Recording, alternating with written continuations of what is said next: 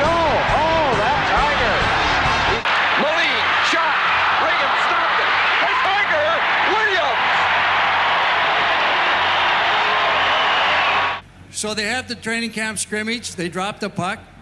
First thing he does, doesn't even look for the puck. He kicks the shit out of Ian Turnbull, who happened to be the closest guy to him. So that was his welcome into the National Hockey League. But this is the guy you want on your side. You don't want him against you. You want him inside. But would you dare to urinate into the cup of the most feared enforcer on the Philadelphia Flyers and then calmly watch him drink it? Tiger Williams did exactly that.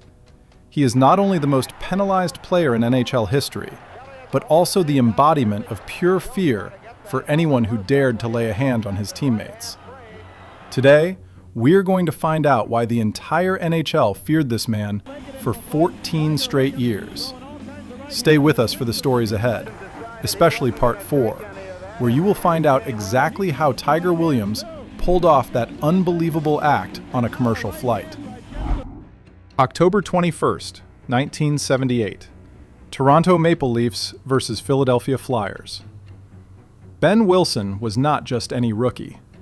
At 6'3" and 210 pounds, he had already earned a reputation as one of the most physically imposing defensemen in the league. Most players wanted nothing to do with him. Tiger Williams was not most players. From the opening face-off, both men locked eyes. Within less than a minute, the gloves were off. Wilson used his reach to throw powerful uppercuts. Williams absorbed the punishment and fired short, heavy punches into Wilson's ribs. Neither man took a step back. The linesmen waited at a distance before they dared step in. Hockey journalists called it one of the defining heavyweight battles of the 1970s. Not because of who won, but because of what it proved.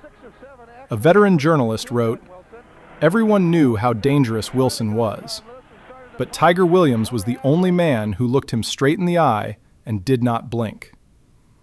Lanny McDonald, his teammate, wrote in his 1987 autobiography, Lanny, "Tiger was the toughest player who ever played this game. He would grab anybody if he thought they were not giving everything they had."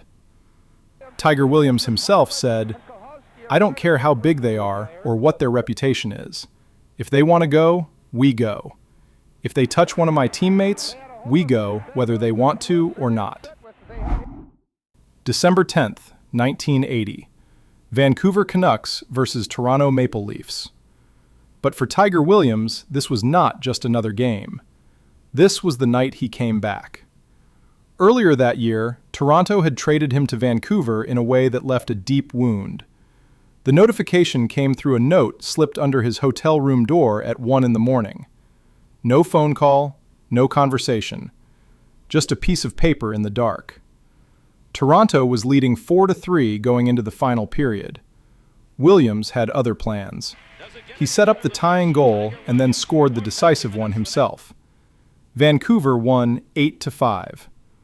When the puck went in, Williams did not skate toward his teammates. Instead, he tucked his stick between his legs, mounted it like a cowboy on a horse, and glided the full length of the ice directly in front of the Toronto bench and management. Lanny McDonald, who had witnessed it firsthand, said years later, "That was the most iconic and provocative celebration I have ever seen. Tiger turned the entire arena into his own stage. The Maple Leafs hated it, but they could not do a thing because he had beaten them with his own talent."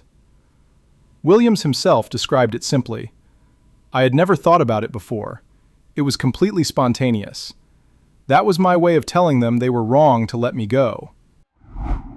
In the late 1970s, Tiger Williams found himself on a commercial flight seated near Dave Schultz, one of the most violent players in NHL history and a cornerstone of the notorious Philadelphia Flyers enforcer culture of that era. The seat between them was empty. Williams had taken off his cowboy boots and placed them there. Schultz, with the casual arrogance of a man who feared no one, leaned over and spit tobacco juice directly into Williams's boots. Williams said nothing. He did not raise his voice. He did not threaten. He simply waited. When Schultz asked him to grab a cup of Pepsi with ice, Williams walked to the back of the plane, went into the lavatory, urinated into the cup, and calmly carried it back. Schultz drank it without suspicion. After the plane landed and the two were waiting at baggage claim, Williams walked over and said quietly, "You know, we should probably stop this childish stuff between us. While you were spitting in my boots and I was urinating in your cup, neither of us was getting anywhere." Dave Schultz, a man who had never backed down from anyone on the ice, stood there in complete disbelief. In his autobiography, The Hammer, Schultz described Williams as a genuine lunatic on the ice, and separately recalled that Williams had once bitten him on the cheek during a game, saying, "He bit my cheek. You cannot fairly put him in the category of a real fighter." Williams reflected on the incident without regret. "I showed him that if he wanted to play dirty, I could play dirtier. That is the rule where I come from. You never let anyone walk over you without making them pay for it." In the 1982 Clarence Campbell Conference Finals between the Vancouver Canucks and the Chicago Blackhawks, Tiger Williams did something that had nothing to do with his fists, and it echoed louder than any punch he ever threw. Throughout the series, the Canucks felt the officiating was working against them. Calls were going one way. Frustration was building on the bench. It was Tiger Williams who skated over to head coach Roger Nielsen and said, "Roger, throw the sticks on the ice. We cannot play like this." Nielsen did not throw the sticks. Instead, he tied a white towel to the end of a stick and raised it above his head in a gesture of mock surrender directed at the referees. Williams and his teammates immediately followed. Within seconds, the bench was lined with white towels. Nielsen was ejected. The team was penalized. But something larger had been born.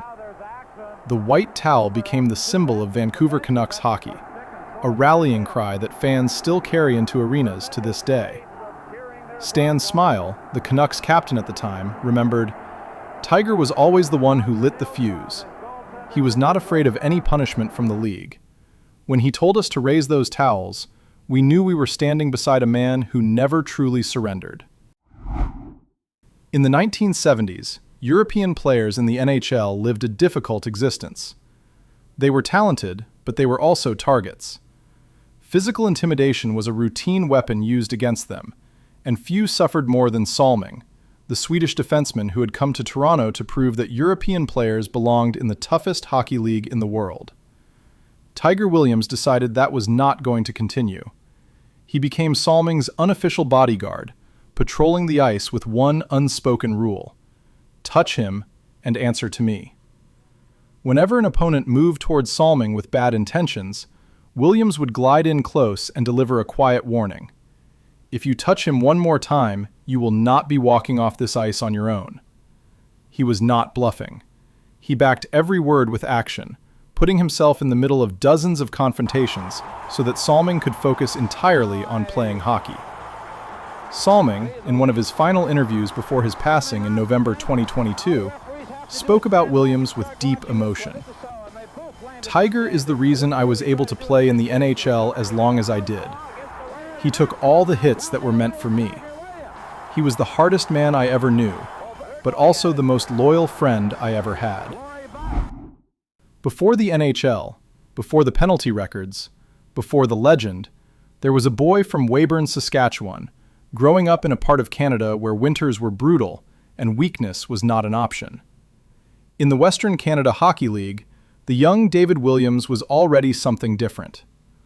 Over 3 seasons, he scored more than 100 goals while accumulating 850 penalty minutes. He could fill the net and empty the benches in the same game.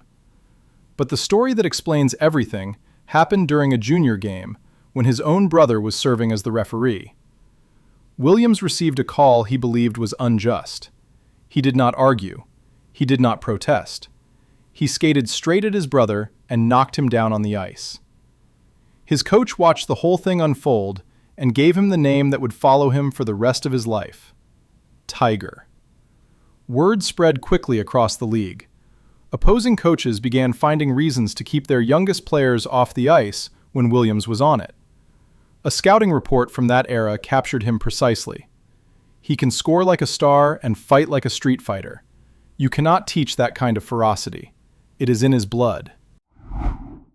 Tiger Williams is the most penalized player in NHL history, with 3,971 penalty minutes. He was also a genuine goal scorer, netting 241 goals across his career. Wayne Gretzky once said, "Playing with Tiger was like having a tank beside you. You knew you would always have space to score, because anyone who tried to get in your way would have to face the terror that wore number 22. If you enjoyed this video, please like and subscribe. And where do you rank Tiger Williams on the list of the toughest players to ever play the game?